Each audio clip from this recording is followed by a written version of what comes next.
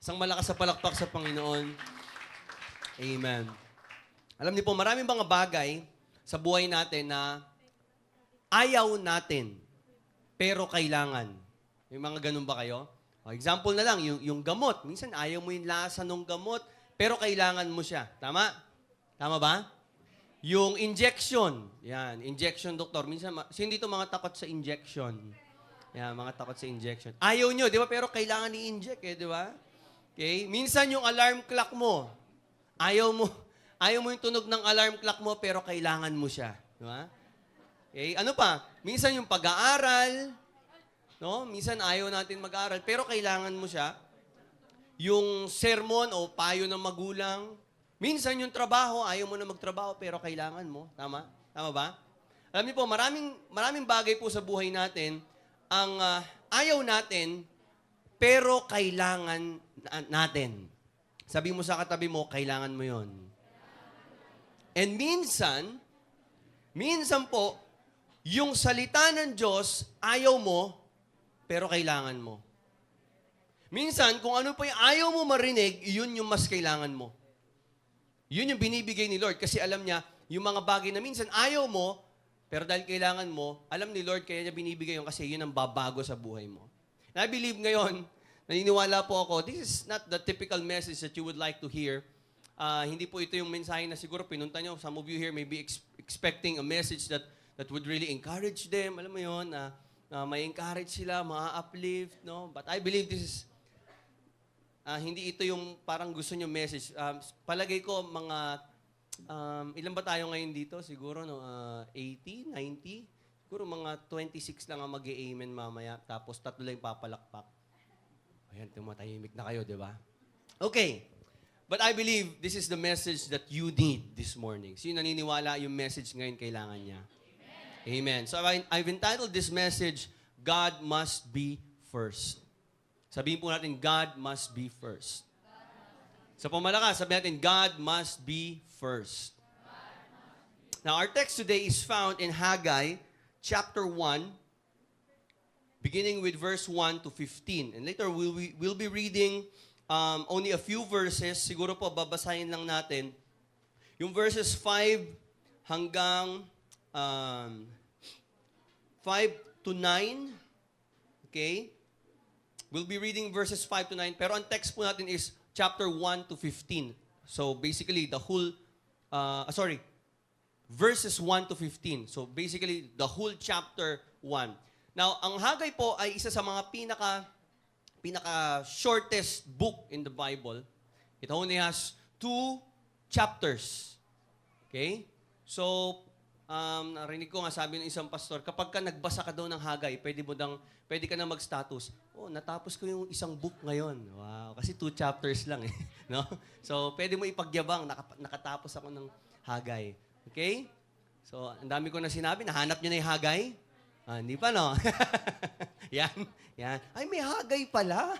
Di ba? May ganun pala. Okay, ang Haggai ay makikita natin, katabi siya nasa gitna siya ng Zephaniah tsaka Zechariah. Saan yung Zephaniah? Saan yung Zechariah? Saan yung... Okay. Bahala na kayo, ha? Hanapin niyo yan. Okay? Sige, habang hinahanap nyo, I'll give you a bit of a background regarding the book of Haggai. Now, again, ang book of Haggai is the second shortest in the Old Testament. At ito po ay merong mensahe para sa kanyang mga para sa mga audience or sa mga especially sa mga Israelites. It was written to certain people sa Old Testament na merong maling priorities. So sinulat ito ni Haggai sa mga taong medyo nag-iiba na yung priority. Sabihin po natin priority. So pinadala ni Lord si Haggai, si Prophet Haggai, para sa mga remnant ng Israel or yung mga Jews para maiayos ulit yung kanilang priorities. Parang kailangan yata sila i-remind. So sabi ni Lord, Haggai, kausapin mo sila, ito pinapasabi ko sa kanila. So he spoke his message to Jews, at itong mga Jews na ito, okay, just to understand the context, ang mga Jews na ito, sila yung mga nanggaling sa captivity. If you'll remember, noong mga time na yan, ang buong Israel ay bumagsak na at nasakop na po sila ng Babylon. So, sabi ni Lord, I know the plans I have for you. Sabi niya kay Prophet Jeremiah, plans to prosper you, not to harm you. Pero yung purpose nung kanilang captivity ay kailangan talaga silang disiplinahin ng Panginoon because they have been disobedient. So tumagal ito ng 70 years. And I guess, itong time na ito ni Haggai ay 50 years na ang nakalipas simula nang sila ay nasakop ng Babylon at wala na rin ang Babylon. Ang may hawak na sa kanila, they are now under the kingdom of Persia. So ang kapangyarihan, ang pinaka-king na may hawak sa kanila ngayon ay mga Persian, the king of Persia. So, ang maganda nito, meron tayong humming. Okay, ang maganda nito, nung hawak na ng Persia ang Israel, sabi ng king of Persia, pwede na kayong bumalik sa Jerusalem. Jerusalem was the promised land. Pwede na kayong bumalik doon. Okay? I will now allow you to go back to your holy land, no, sa Jerusalem. So bumalik na sila doon and they were tasked to rebuild the walls noong time ni Prophet Nehemiah. Pero isa sa task nila ay i-rebuild ang temple. Okay? So, nung bumalik po sila, they faced a very impossible task. Kasi nakita nila talagang wasak-wasak yung kanilang lugar, yung kanilang bayan. No? Sira yung temple, sira yung foundation, sira yung buildings, mga bahay, yung kanilang walls. And eventually, na-rebuild naman nila yon, yung walls of Jerusalem. And now they have, nung sila tinatayo na nila, sinimulan na nila itayo ang temple, may mga sumali, may mga Samaritans na nag-offer ng tulong. Sabi, tutulong kami. Pero hindi sila pumayag at naging kaaway nila yung mga yon. So dahil naging kaaway nila, tinakot sila, binigyan sila ng threat, no? Natigil yung kanilang trabaho. At habang sa paglipas po ng panahon, alam natin na ang Jerusalem ay unti-unti na nakakabangon during that time. Muli na naitatayo uli yung kanilang mga bahay, no? Yung mga stores, yung mga negosyo nila, na-establish na ulit, yung kanilang mga fields, nakakapagtanim na uli sila, nakakapag-harvest na sila, at parang bumabalik na uli sa normal, parang meron na silang new normal. Wow. Okay? So nasanay na sila, no? Ang problema, although bumalik na sa normal yung buhay nila, ang problem, here's the problem. The problem is the temple is still not rebuilt. Napabayaan yung temple. Yan. Okay? Nasimulan na nila yung foundation pero hindi pa rin naitayo. So itong si Haggai ay pinadala ng Diyos, okay, to remind them, okay, teka muna, hindi nyo pa natatapos yung temple. Pero natapos nyo na yung inyong mga kanya-kanyang bahay, mga negosyo ninyo. Inuna ninyo yung sarili ninyo, pero yung templo ng Diyos, kinalimutan nyo. So it was a message of priority. Again, everybody say priority. So, pinakamensahe ni Lord sa kanila, you need to put things first. Kung ano yung mga dapat unahin nyo. Ang command sa kanila ng Panginoon ay i-rebuild ang temple at ang kanilang nation. Rebuild the temple and the nation. Pero ang problema, inuna nila yung kanilang pansariling mga pangangailangan at napabayaan na po ang templo. Now, the temple was a center for worshiping God. Ibig sabihin, dahil hindi nila prioritize ang temple, it is an evidence or a sign na hindi na nila naging priority si God. Okay? So, ang temple ay wala, batuhan pa rin. May foundation pa rin, pero wala pa nakatayong templo. They neglect the worship of God. So, it was a testimony of their misplaced priorities. It was an embarrassment to God. Nakakahiya. Kaya pinadala po si Haggai, and Haggai's message was very straight to the point. Wala po siyang, alam niyo yun, mabulaklak na salita. Kumbaga, parang ito, kailangan nyo ng panggising. Yan yung sinasabi natin. Yung Word of God, minsan, ayaw mo, pero kailangan mo. Ito, medyo hindi nila magugustuhan yung sasabihin ni Haggai, pero kailangan nila ito. They need to prioritize God again. God must be first. Now, let's read our text. Let's read verse 5. Sabi dito, babasahin ko po sa Tagalog, no, para pasok sa lahat. Verse 5, chapter 1, verse 5 of Haggai. Hindi ba niyo napapansin ang mga nangyayari sa inyo? Ang nangyayari sa inyo, marami na kayong naihasik, ngunit kaunti lamang ang inyong ani. May mga pagkain nga kayo, ngunit kakaunti naman at hindi makabusog. May alak nga kayong naiinom, ngunit hindi naman sapat upang magbigay ng kasiyahan. May damit nga kayong naisusuot, ngunit giniginaw pa rin kayo sa taglamig. Kumikita nga ang manggagawa, ngunit kinukulang pa rin siya. Alam ba ninyo kung bakit ganyan ang nangyayari? Hindi ako nasisiyahan sa mga ginagawa ninyo. Kaya pumunta kayo sa kagubatan at kumuha ng mga trosong gagamitin sa muling pagtatayo ng templo upang ako ay masiyahan at doon ay mabigyan ng karangalan. Umasa kayong aani ng masagana, ngunit kayo'y nabigo. At ang kaunting ani na iniuwi ninyo ay akin pang isinambulat.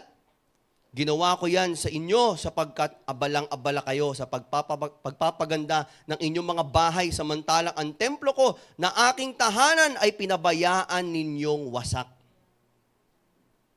Yan ang dahilan kaya kahit hamog ay hindi kayo napapatakan at ang inyong mga pananim ay hindi lumalago. Matinding tagtuyot ang ipinararanas ko sa buong lupain, sa mga kabukiran at kaburulan, at sa mga inaning butil, sa mga bagong alak, at lahat ng ani, sa lahat ng tao at hayop, at sa lahat ng pinagpaguran ninyo. So napakahalaga po para sa Diyos na siya ay unahin. God must be first. Now we need to understand, why is it important to prioritize God? Bakit nga ba? So, alam naman natin yan, we need to seek first the kingdom of God. Kailangan unahin siya. Pero bakit nga ba ito mahalaga sa atin? Especially, itong nabasa natin ngayon, although we are not, hindi tayo kasali doon sa mga Israelites, pero ngayon, marahil ito rin ang sinasabi ni Lord, baka kagaya ng mga Israelites, nagkamali ka sa priority mo. Baka na-misplace mo, o baka mali na ang priority mo ngayon. And so, if I am to put God first, I need to understand ano ang magiging benefit nito. At ano ba ang resulta kapag hindi inuna si Lord? Nakita natin yan, pero mamaya mas aaralin pa natin. So again, why is it important to prioritize God? Based sa nakita natin, makikita po natin, dahil hindi nila inuna ang templo ng Diyos, kumikita sila, tama? Pero hindi sapat. Okay? Marami sila mga bagay na napapakinabangan. Inuna man nila ang pansarili nila, pero ramdam nila na may kulang. Parang wala yung totoong blessing. May pera pero walang blessing. Pwede pala yun. Na mapera pero walang blessing. Hindi dahil mapera, may blessing kagad. Ang blessing, hindi po lang basta ito tungkol sa mga material na bagay o sa kayamanan. Ang blessing po ay ang pagsama ng Diyos. Yung ikaw, pag sinabing pinagpala ka ng Diyos, sinasamahan ka ng Diyos. Binibless ni Lord yung mga ginagawa mo. Kaya nagtataka sila, bakit ganun? Akala nila, meron lang silang struggle, or meron lang silang persecution, or meron lang demonic attack. Sabi ni Lord sa kanila, mga anak, hindi demonyo kalaban nyo sarili nyo kasi mali na yung priority nyo.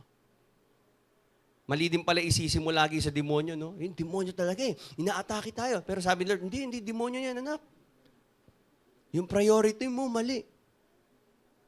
So, why is it important to prioritize God? Simple lang. Ito po yung message natin this morning. Because God's blessing is only for those who prioritize God's kingdom.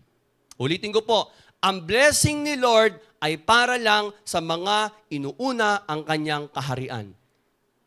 You can never be blessed if you don't put God first. God must be first in our lives. Kaya minsan yung lack of progress ay nagpapakita o nagpapatunay na mali na yung ating priority. Kaya po walang totoong blessing sa mga taong hindi priority si Lord. Ang blessing ni Lord ay nawi-withheld kapag hindi siya prioritized. Hindi nyo napapansin, halos nasa iyo naman na lahat. May negosyo ka, may trabaho ka. 3 na nga yung trabaho mo, hindi ka na nga natutulog, pero kulang pa rin. Halos maubos ka na nga, lahat na ginagawa mo. Kumikita ka naman, pero feeling mo, kailangan mo ng mas malaking income. May kita ka naman, nakakain mo naman yung mga pagkain na gusto mo, yung mga cravings mo, pero parang feeling mo, hindi ka pa satisfied. Kasi nga, walang blessing. Ang buhay kapag hindi nauuna ang Diyos at hindi priority si Lord, wala si Lord sa first place sa buhay natin, walang totoong blessing. Now let's look at verse 1. Makikita natin dito yung kanilang excuse bakit hindi nila inuna si Lord. Basahin natin ang verse 1. In the 2nd year of King Darius, on the 1st day of 6th month, the word of the Lord came through the prophet Haggai to Zerubbabel, son of Shealtiel, governor of Judah, and to Joshua, son of Jehozadak, the high priest. So, ito yung sinasabi sa verse 1. Bago ako magpatuloy, tatanungin ko ulit kayo, nasa Haggai na ba kayo lahat? Baka wala pa kayo sa Haggai, ha? Nasa Haggai naman na lahat. O, yung mga nasa cellphone, madali lang yan. Yung mga may Bible, hanapin nyo. Okay. Verse 2, this is what the Lord Almighty says. These people say, the time has not yet come to rebuild the Lord's house. So, alam natin na may sinimulan na sila. Yun nga lang, may mga naging discouragement, nawala yung kanilang focus, at nung time na si Haggai po ay nag-prophesy, nakatayo naman na nailatag na nila o nasimulan na nila yung foundation ng temple, nasimulan na nila yung altar, pero hindi pa rin nila natatapos. No, napabayaan nga. So marami naging problems, mahirap yung kanilang trabaho. Okay, by the way, ang bumalik lang na remnant ay 50,000 Jews. So, nagsistart sila ng panibagong buhay. Yun nga lang, imbis na unahin nila ang temple ni Lord, mas inuna nila ang kanilang pansariling pangangailangan. So, nung time na, isipin nyo gaano katagal nung pinabalik sila, si King Cyrus pa ang hari sa Persia. Nung time nito ni Haggai, si King Darius na yung hari. So, nung si King Darius na yung hari, nung una kasi, si King Cyrus, sabi niya, sige, bibigyan ko kayo ng allowance. May pera kayo para makapagsimula kayo. Pero nung time na si King Darius na yung hari, sabi ni King Darius, putulin mo na yung allowance ng mga yan. Gamitin na natin sa ibang mga paggagamitan sa Persia. Huwag mo na intindihin yung mga remnant na yan ng Israel. So nawalan sila ng budget. So pwedeng isa yun sa naging reason bakit hindi na natuloy yung gawain. Isip nila, wala tayong budget Parang kailangan unahin natin, kailangan magtrabaho tayo, magnegosyo tayo, kailangan unahin natin ito, yung ating mga pananim. At hindi lang yun. Siyempre, ang pinaka-main na pinagkukunan nila ng income, yung kanilang farming. Ang problema, nagkaroon pa ng tagtuyot. At meron pa silang mga kaaway. Kaya sabi nila, parang parang may hadlang sa pagbibuild natin ng temple ni Lord. Siguro, hindi pa ito ang takdang panahon ng Diyos. Wow. Mga ganyan. Pag ayaw mo talaga, ang daming excuse Minsan, gagamitin mo pa. Ba't ayaw mo po mag-commit sa ministry? Ay, hindi pa time, Pastor. Everything is beautiful in His time. Wow. Galing, no? Pastor, kailangan unahin kong family ko. Ang unang ministry natin, family. Kaya, Pastor, di mo na ako magpa-participate diyan sa gawain diyan. Pastor, di mo na ako makakapag-pledge. Siyempre, unahin ko muna siyempre, magugutom kami, Pastor No? So para sinasabi nila, parang hindi pa time para ako'y mag-participate dyan. Hindi pa time para ako'y maging part ng rebuilding ng temple. Sa madaling salita, napakarami po nilang excuses. But to be honest, kailangan maintindihan natin, itong mga tao na ito, they're not bad people. No? Hindi sila mga rebellious people. Actually, sila nga yung mga remnant. No? Inutusan ni Lord ang lahat ng mga Israelites na bumalik na. Pero, yung ibang mga nasa Babylon, naging komportable na sila sa buhay nila doon. Parang sabi nila, huwag na tayo bumalik doon. Okay na yung buhay natin dito sa Babylon Kaya nga nandun pa sila Esther, di ba? Kung alam niyo yung story ni Esther, nila Mordecai. So may mga natira sa Babylon, noong time na yon, itong mga itong 50,000 Jews, bumalik sila. So sa madaling salita, itong 50,000 na ito, sila yung mas committed sa Panginoon. At mas meron silang heart na i-restore ang Jerusalem. Yun nga lang, ang problema, nasira o napunta sa ibang bagay yung kanilang priorities. Now, There was a time, marahil sa personal life mo, you made a personal commitment to Jesus Christ. Kagaya ng kinakanta natin kanina, I have decided to follow Jesus. No? Alam, kabisado natin yan. At first, you were so passionate sa mga bagay na patungkol sa Panginoon. You read your Bible every day, you pray, involved ka sa mga discipleship groups, talagang involved ka sa mga crusade, sa mga gawain ng Panginoon kapag merong evangelism. You're very involved in serving the local church. Kumbaga lahat sinasalihan mo, very active ka. But siguro marahil may mga naging difficulties sa buhay mo, may mga naging personal issues ka, o pwedeng nagkagalit kayo ng kasama mo sa church, or halimbawa ikaw na-disappoint sa naging nangyari sa loob ng church, hindi mo nagustuhan. And then meron ka pang personal trials na hindi inalis ni Lord. Tapos, ang dami mo ng prayer pero parang walang sagot. So, anong nangyari? Nag-move on ka na lang, ginawa mo, nag-start ka ng career mo, nagkaroon ka ng trabaho, ng negosyo, nag-move on ka na, kumbaga wala na involvement mo sa church, focus nga, you have your bills to pay, marami nang dinedemand sa'yo kasi may family ka na, may mga umaasa na sa'yo. And yung church at yung ministry sa loob ng church, parang na-set aside na siya, and you still attend church. Nag-church ka pa rin naman. Yun nga lang, ang church ay parte na lang ng buhay mo, hindi na siya buhay natin. Kumbaga parang imbis na maging sentro ng buhay mo, yung paglilingkod sa Diyos, naging, na lang siya, side hustle or part-time na lang yung ating pagmi-ministry. Pag may time, nandyan. Pag walang time, wala. Someone else who doesn't have responsibilities, siguro sinisip mo, yung mga wala masyadong responsibilities, someone else na medyo marami pang time o kabataan pa, siguro sila na lang. Ako kasi may family na ako, mas focus na ako sa career ko, mas focus na ako sa work ko. Sila na lang yan, kumanta dyan. Sila na lang yung tumugtog dyan. Hindi nila kailangan ng tulong ko. I don't need to participate anymore. May iba ko iniisip. Hindi naman tayo talagang nagmamatigas at nagre-rebelde sa Diyos, pero hindi natin napapansin, hindi na natin priority si Lord. At every time na yung konsensya mo, binabagabag ka, at sinasabing, anak, maglingkod ka, magpagamit ka sa Panginoon, ibigay mo yung time mo, ang dami mo ng dahilan, ang dami mo ng excuses, no? Ang dami mo ng, naiintindihan naman ako ni Lord, di ba? Naiintindihan naman ako ni Lord kasi ganito Kasi may mga anak ako, may pamilya ako. Excuses na lang ang kaya nating i-offer. So parang wala na, naging attendee na lang tayo. We don't really participate in church anymore. Probably, you have now a misplaced priority. Yun ang nangyari sa kanila. Bakit mali ang priority ito? Sabi nila, hindi pa raw time. Ito sabi sa verse 3. Then the word of the Lord came through the prophet Haggai. The prophet saying, verse 4, ito sabi ni Lord through prophet Haggai, ganon? Hindi pa time?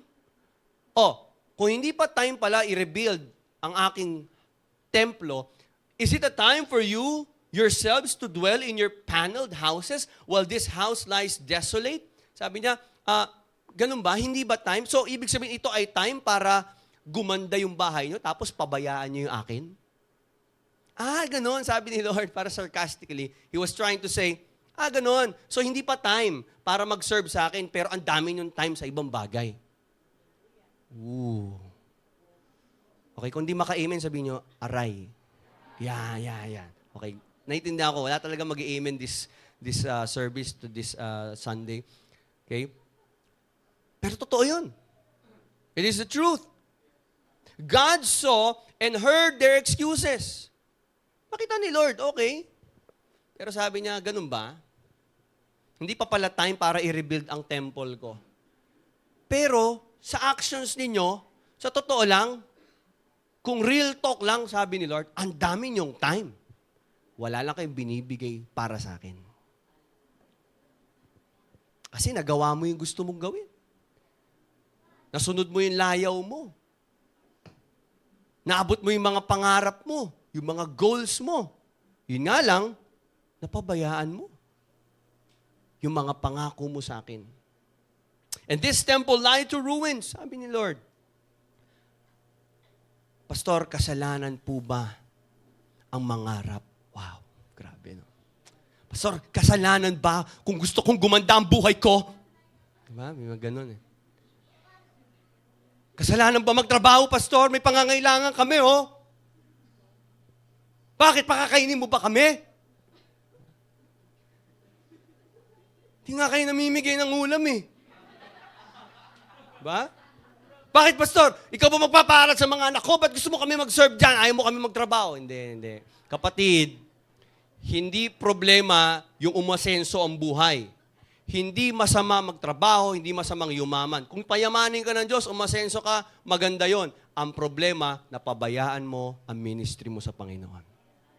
The problem is not your personal life. The problem is not your success. Hindi naman problema yung ikaw umasenso sa buhay. Hindi naman problema yung maganda bahay mo. Ang problema, pinabayaan mo ang Diyos.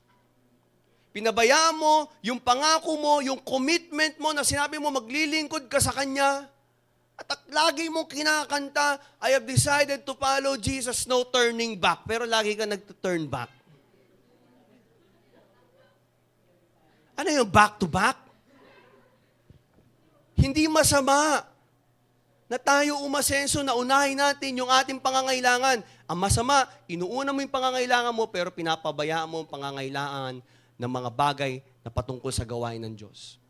If there is anything na dapat meron ka maitulong para sa church, meron maitulong para sa advancement ng gospel, para ang mga missionaries, maraming pa maabot, maraming pa maligtas na tao, makapag-plant ng church dito, kung may maisusupport ka dyan, nagagamit ka ba ng Diyos? Hindi. Kasi napaprioritize mo na lang yung sarili mo. Pero pagdating sa Panginoon, wala na tayong maibigay. Pero sa pansarili natin, handa tayong magsakripisyo. Kay Lord, ayaw natin magsakripisyo. Inisip natin, may iba namang gagawa dyan. Pag pagod ka na. Pero pagka sa pamilya mo, sa pansarili mo, kahit pagod ka na, hindi ka sumusuko. Pero kay Lord, ang dali mo sumuko. Hindi ka pa nga nagko-commit, sumuko ka na. Di ba? Parating yung ating mga celebration, mga Thanksgiving, meron tayong mga ministries na kailangan suportahan para sa ikalalago ng gawain ng Panginoon, para marami pang tao maligtas, ma-born again sa pangangaral ng mabuting balita. Hindi tayo makasuporta doon. Hindi tayo makasuporta sa church. Reklamo tayo na reklamo, excuse, puro excuse. So ang problema nila, hindi naman yung prosperous life nila eh. Hindi naman problema yung personal life nila eh. Ang problema, hindi na sila nakakaramdam. Yan. Tawag dyan, manhid. Sa mga pangangailangan ng patungkol sa gawain ng Panginoon, nagbubulag-bulagan na tayo. Alam mo naman, ikaw may kakayanan kang tumulong, sumuporta sa gawain ng Diyos, bulag-bulag ka na. Bingi-bingihan, di ba? Hindi naman kailangan magparinig ng mga church leaders dito, ng mga pastors, kailangan natin ng ganito. Dapat meron tayong heart para sa ministry. Kung ano yung meron tayo, maisuporta natin to sa gawain ng Panginoon. But to be honest, sa kabilang banda, I would like to appreciate yung mga tao na kahit konti lang, pero handang magbigay sa Panginoon. Yun ang mga pinagpapala ng Diyos. Na kung may mga tao sa atin dito, wala namang, dito sa church, mga nagmi-ministry dito, namamasahe po yan. Yung mga worship leaders dito, mga pastors natin, wala naman pong mga magagandang allowance dito. Kung tutuusin, kung pwede lang magpayaman, kung papipiliin lang magnegosyo, yayaman talaga iba eh. Pero ang problema, hindi kasi yun yung pinaka-goal ng mga naglilingkod sa Panginoon. Ang goal natin is to please God, to glorify God. So ito ay sakripisyo. Maraming mga tao, mga volunteers, mga church workers ang nagsasakripisyo. At nakikita po ng Diyos yun. Kung tayo ay nagsasakripisyo, at parang pakiramdam mo, hindi ka naman napapansin, hindi nasusuklian. Huwag mo isipin masuklian, ang isipin mo, bayad na. Ikaw ang nagsusukli kay Jesus. Huwag mo isipin na susuklian ka pa ni Jesus kasi siya ngayon nagbayad, tapos ikaw pa susuklian. Kaya tayo tumutulong, kaya tayo sumusuporta sa gawain ng Panginoon dahil yun na lang ang paraan ng pasasalamat natin at pagsamba sa Diyos. Kaya ka nag-offering, nagtatides, hindi yung para, hindi, sila lang naman pinapayaman mo. Hindi, ang tinutulungan mo, ang sinusuporta mo, ang gawain ng Panginoon. At hindi sayang yun. Amen?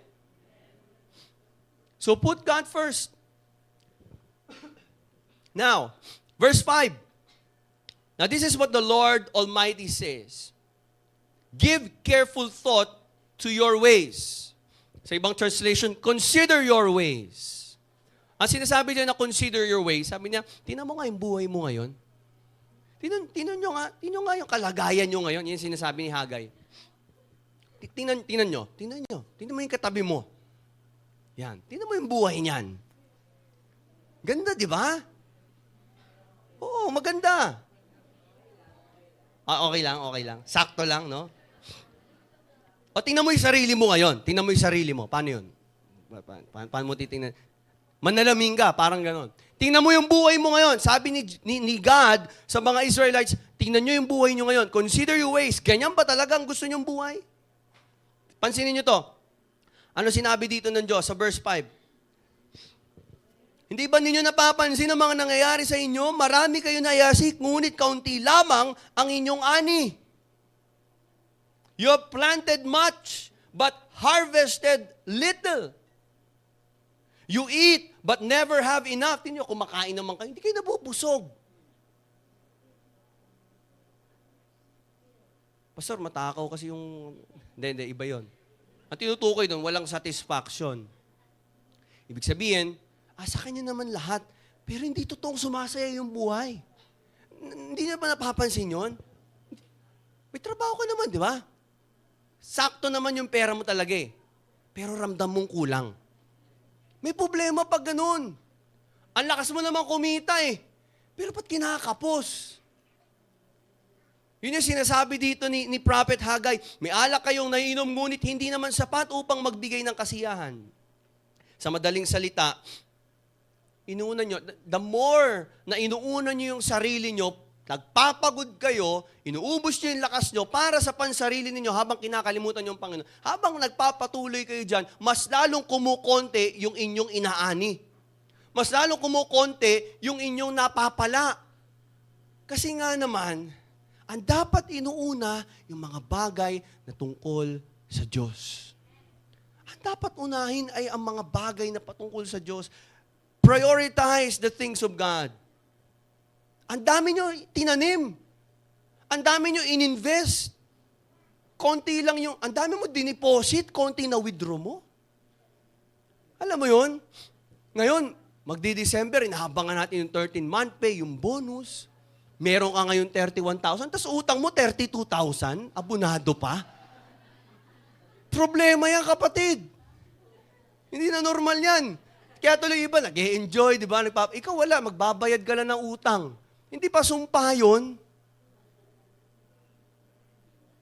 Nagsasuffer kayo, alam mo yun, wala ka pang ang pera, andyan na kagad yung gagastusin. Yung gastusin sa bahay, yung mga bills. Bakit gano'n, no? Yung mga miral, kung di sila makaunawa, dapat itataon nila pag sahod, di ba? Ba't magpapadala sila ng bill pag walang pera, pag ubus na? No? Ba't kaya gano'n? Ba't kung kailan wala akong pera tsaka dumadami yung bayarin? Ba't ganun? Kung kailan kailangan ko tsaka wala. Nung wala, naalala ko po yung isa kong kaibigan. Sabi niya po, ito nakakalungkot lang true story to. Every time na makakatanggap siya ng pera, may nangyayari masama sa family niya. Either nagkakasakit yung anak niya o ano man nangyayari. Nakakalungkot. Dahil hindi po yun ang kalooban ng Diyos. Ano bang kalooban ng Diyos? Tayo sumagana. Tayo maging ma-bless, maka-experience tayo ng abundance. Yun ang will ni Lord. Amen ba? Hindi kalooban ng Diyos na tayo maghirap, na tayo magkulang. Pero nung problema, na we withheld o hindi nagfo-flow yung blessing sa buhay natin kasi hindi naman natin inuuna ang Diyos. Kaya napakaraming mga setbacks, napakaraming mga problema, kasi wala naman si Lord sa priority. So ito ay double curse according kay Haggai, no? Sabi niya po, konti na nga yung inani. Nagtanim ka na marami, konti inani mo. Tapos yung konti mo na inani, pagdating sa bahay, parang hinipan ng hangin. Ubus na. Parang sabi niya, para kayong naglagay ng pera sa bulsa na butas. O naglagay kayo ng pera sa bag nyo, pero butas yung bag nyo. Konti na nga lang, ang bilis pa maubos. Pero, hindi naman to nangyayari sa lahat. Kasi minsan kahit mali yung priority ng isang tao, hindi naman siya nakakaranas ng financial struggles. Hindi naman siya nagsastruggle financially, hindi naman nagkukulang. Pero reminder po ito ng Panginoon. Ito lang ang masasabi ko dyan. Pastor, ba't ganon? Ako, minsan hindi ko naman na priority si Lord, pero marami pa rin akong pera. O bakit yung kapitbahay namin? O yung dating kasama natin sa church. O ito, dati nagko-commit to sa church, pero ang dami pa rin yung pera ngayon. Kapatid, kung yan, ang iyong reasoning, ito lang masasabi ko. Pwedeng hindi mo nararanasan yung crisis ngayon, kahit na hindi mo priority si Lord. Pero wag mo nang antayin na gumamit pa ang Diyos ng pagsubok, ng matitinding problema, ng krisis sa buhay mo para lang maalala mo na dapat pala mo siyang unahin. Huwag mo nang antayin. Sabi mo sa katabi mo, huwag mo na antayin. Sabi mo, sign na to. Unahin mo si Lord. I-prioritize mo si Lord. Amen? Okay? Ang problema na pabayaan nila ang temple, pinaganda nila yung bahay nila, pinatibay nila, pinabayaan nila ang templo ng Diyos. At the more na sila nagtatrabaho para sa sarili nila, lalong umuunti. Kasi pinabayaan ang spiritual life. The same thing that happens to us. If we put God first, He will provide for our deepest needs. Sabi ng Bible, sabi ni Jesus, seek first the kingdom of God and His righteousness, and all these things will be added unto you. Lahat ng pangangailangan mo ipoprovide ni Lord pag inuna mo siya. Wala ka ng pagkukulang, wala kang hahanapin, wala kang poproblemahin. Kasi inuuna natin si Lord. Amen? Nagiging productive, nagiging fruitful. At kung tayo nakakatanggap ng pera, na-enjoy mo yung pera mo. Hindi naman ibig sabihin may pera, masaya ka agad. Hindi lahat na may pera, masaya. Iba, dumadaan na yung pera. Parang pinasa lang, pinaabot lang. Tinanggap mo yung sahod mo, hindi, paabot lang to sa inutangan. Diba? Hindi naman talaga akin to. Diba? Pupunta sa mga gastusin. Wala, nahawakan ko lang to. Nakahawak siya ng 100,000, pero lahat napunta sa bayarin. Diba? So, hindi ganon. Kung tayo talaga pinagpapala ng Panginoon, ma-enjoy mo yung mga bagay na kinikita mo. At maniwala po kayo, ang kakayanan o ang ability to enjoy wealth is a gift from God.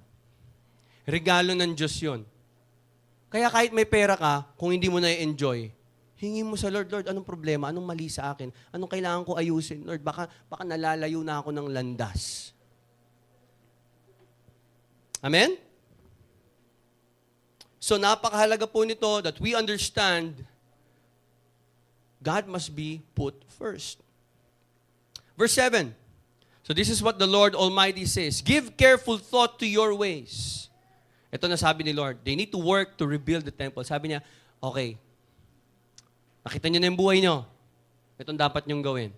Go up into the mountains and bring down timber, woods, and build my house, so that I may take pleasure in it and be honored.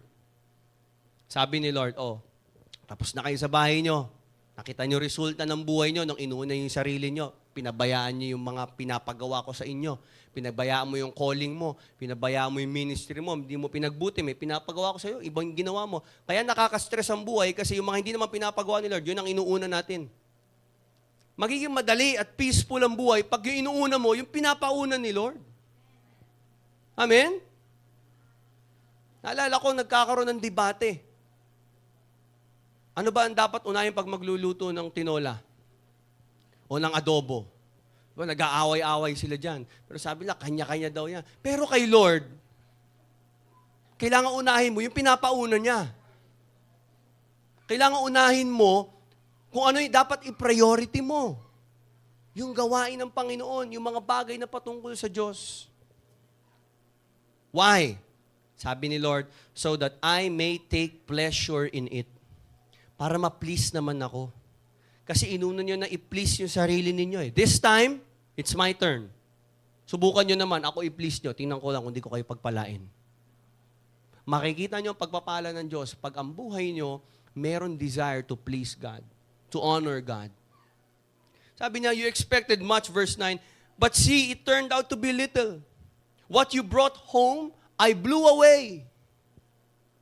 Why? Declares the Lord Almighty, because of my house, which remains a ruin, while each of you is busy with your own house. Sobrang busy nyo sa pagbibuild ng kingdom nyo, kinalimutan nyo na yung kingdom ko. Therefore, because of you, the heavens have withheld their dew. Kaya ngayon, hindi tagtuyot ngayon. Walang hamog, walang ulan. Hindi kayo aani. Sa madaling salita, yung pag-ani pala, yung blessing, yung tayo ay kumita, yung tayo ay magkaroon ng pera, galing pa rin sa Diyos yun. Kapatid, hindi ka kumikita dahil masipag ka. Hindi lahat na masipag, talagang yumayaman. Merong mga yumayaman pero hindi rin masaya. Pero yung talagang merong pagpapala ng Diyos, ando ng pagsama ng Panginoon. Hindi ka man maging kasing yaman ng mga mayayaman na pinakamayayaman tao sa buong mundo, pero masaya ka. Satisfied ka. Hindi ka pinagkukulang ng Diyos. Bakit? Kasi siya ang priority mo. Sabi niya, sa verse 10,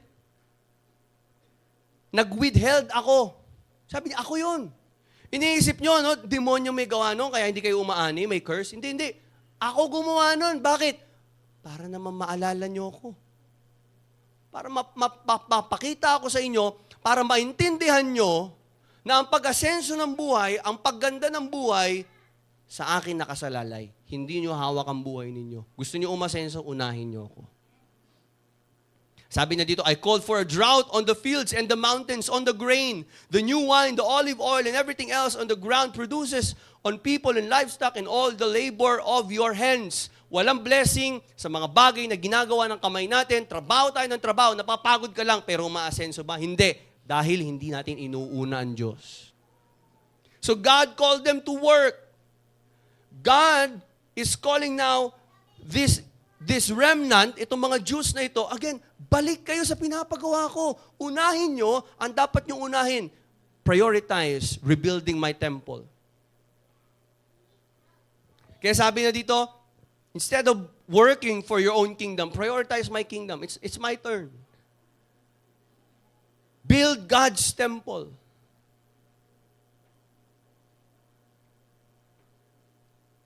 Okay? That I may be pleased. That I may be glorified. So sabi ni Lord sa kanila, it's time for you to be concerned. It's time for you to be participative. It's time for you to cooperate. Kapatid, panahon na para hindi, alam mo yon, ang tagal mo nang sinasabi, magko-commit ka eh. Pero ngayon tinatawag ka ng Diyos, sinasabi ngayon ng Diyos sa'yo, ang tagal mo nang pinangako yun. Kailan pa? Ang tagal mo na sinabi sa akin, babalik ka. Ang tagal mo na sinabing, okay, ipa-priority na kita, Lord. Pero kapatid, ngayon tinatawag tayo ng Panginoon. Sinasabi ni Lord sa atin, anak, oras na. It's time. Para ako naman ang i-please mo. It's time. Huwag ka lang maging attendee ng church. Member ka ng church, di ba? Bahagi ka ng katawan. Dapat tayo ay bahagi ng gawain ng Panginoon. Pastor, saan naman ako magsiserve? Anong ministry? Minsan, yan yung tanong eh. Pastor, saan ako papasok na ministry? Kapatid, kung ano yung madalas mo kinikriticize, pasukin mo. Nakikita mo, parang di ko gusto yung mga worship leader. Sumali ka sa worship team. Turuan mo paano kumanta. Pastor, yung mga usher natin na susungit, edi sumali ka sa ushering team, turuan mo sila maging welcoming. Kung ano yung mga ministry sa loob ng church na madalas mo napapansin at pinupuna at kinikriticize, sinasabi mong, dapat ganito, dapat ganyan. Galing natin mag-ganon, pero hindi naman tayo active. Active lang tayo mag-criticize. Pero yung totoo, sa ministry, involved ka ba? Sa totoo lang po, ang dami natin dito ngayon. Pero ilan lang dito ang involved sa ministry talaga? Na God is calling you again, be an active, cooperative member of this church. Huwag tayong maging audience lang. So kung tatanungin niyo ako, Pastor, ano yung dapat pasukin ng ministry? Yung laging nagbabother sa'yo. Yung laging bumabagabag sa'yo. Ano ba yan? Yung mga tumutugtog dyan, ang lalakas naman pumalo. Ikaw, turuan mo paano mag-drums. Ba't ganun yung sound system natin? Ba't ganun yung media team natin? Doon ka sumali. Yung mga bagay na madalas mo napapansin. Hindi, seryoso yun ha. Bakit? Ibig sabihin, nilalagyan ka ni Lord ng burden. Ibig sabihin, nilalagyan ka ni Lord ng desire. Oh, parang may magagawa ako dito ha. Parang may maitutulong ako dito ah. Nakita mo yung ating electrical, medyo lawit-lawit. Nakita mo yung aircon, parang kailangan ng linis. Magaling ka pala, linisin. Kita mo parang madumi yung church, magwalis. Amen? Nakita mo parang kulang yung church natin. Pagawa mo to sa likod. Huwag mo laidama yung kila Pastor Jenny kasi andyan pa sila. Pero dyan sa likod, may bakante, pagawa mo dyan. So parang di na tayo kasya. Oh, ang liit ng building natin. Pagawa mo. Di ba? Naalala ko dati, hindi pa aircon to. Pastor, ang init ng church natin. Bili kayo aircon. Pastor, sound system parang masakit sa tainga. Palitan mo. Ganun lang po. Kung tayo ay talagang bahagi ng simbahan at tayo ay may concern sa gawain ng Panginoon, wag mo lagi, alisin mo sa isip mo, hayaan mo na, may iba namang gagawa niyan. Wag mo isipin ganun. Hindi ko na kailangan sumali dyan. Sila-sila na lang. Hindi. Kaya mo nga nakita kasi pinakita ni Lord at ikaw ang gagamitin ni Lord. Kaya pag tingin ka ng tingin sa aircon, nagre-reklamo ka, bili ka na. Medyo maingay yung sound system. Yung speaker natin, kailangan ayusin. Hindi naman tungkol to sa pera. Pero kung ano yung nakikita mong pwede mo maitulong sa church, sa gawain ng Panginoon. Hindi lang sa mga technical na bagay dito sa loob ng simbahan. Yung ministry na pag-evangelize, pagdi-disciple, parang kulang tayo ng pastor, kulang ng leader, magpa-train ka. Mag-attend ka ng discipleship class, mag-aral ka ng salita ng Diyos, hayaan mo lumago ka sa Panginoon. Ang dami pong opportunity para tayo ay magamit ng Diyos. Pinapakita ni Lord sa iyo yun ngayon. At nire-remind ka niya, hindi bukas, hindi next year, kasi yan na naman tayo, 2024, New Year's resolution, magsuserve na talaga ako kay Lord. Unahin ko na talaga si Lord. Tapos 2025, Lord, next year ulit. Now is the time to participate in the ministry of God. Now is the time to work in the kingdom of God. Hindi napapansin, when you neglected God, nothing worked right. May na-accomplish ka naman. May napatayo ka naman. May narating ka naman. Pero hindi ka totoong sumaya. So again, hindi ito attack ni Satan sa buhay mo. Hindi ito attack ng diablo sa buhay mo, yung mga nangyayari na yan. Yung unsuccessful life mo. Yung unproductive life mo. Yung nararamdaman mo na parang laging kulang, hindi po yan atake ng diablo sa inyo. Yan ay panawagan ng Diyos upang magsisi at manumbalik sa paglilingkod sa Kanya. Minsan walang demons, mali lang yung priority mo. Because they neglected the Lord, God neglected to bless them. So, may I repeat our message this morning? God's blessing is only for those who prioritize God's kingdom. Ang blessing ni Lord ay naka-reserve lang sa mga taong priority siya. Question, before we pray, are you more interested in building your own kingdom than the kingdom of God? Saan ka mas interesado? Ano ang focus mo ngayon? Sa priorities mo, nasan si Lord? Sa mga bagay na iniisip mo, pinoproblema mo, at mga bagay na nabuburden ka, sumasagi ba sa isip mo, ano yung mga bagay na dapat kong magawa para sa gawain ng Panginoon? Ano yung pwede kong maitulong? How can I contribute to the work of God? How can I contribute to the expansion of the kingdom of God? To preaching the gospel, to winning the lost for Christ, in discipling people. Paano ko makaka-contribute yan? Kapatid, ang dami mong time sa ibang bagay, pero yung mag-disciple, tinatawag ka naman ni Lord, mag-disciple ng ibang mga younger Christians eh. Ayaw mo lang mag-respond. Mas gusto mo yung sarili mong takbo, sarili mong lakad. Ayaw mo ng accountability, ayaw mo ng responsibility na galing sa Diyos. Why? Maybe God is not your priority anymore. Alam mo sa sarili mo yan, kapatid. Alam natin, bawat isa sa atin dito, na tayong lahat ay tinatawag ng Diyos sa isang bagay. At gusto tayong gamitin ng Diyos sa isang bagay na yon. Ang tagal ka na niyayaya sa D-group, di ka nagjo-join. Ang tagal ka nang niyayaya para i-disciple ka, i-train ka, ayaw mo magpa-train. Ayaw mo dumaan ng process. Ayaw ko dyan. Kasi may iba tayong priority.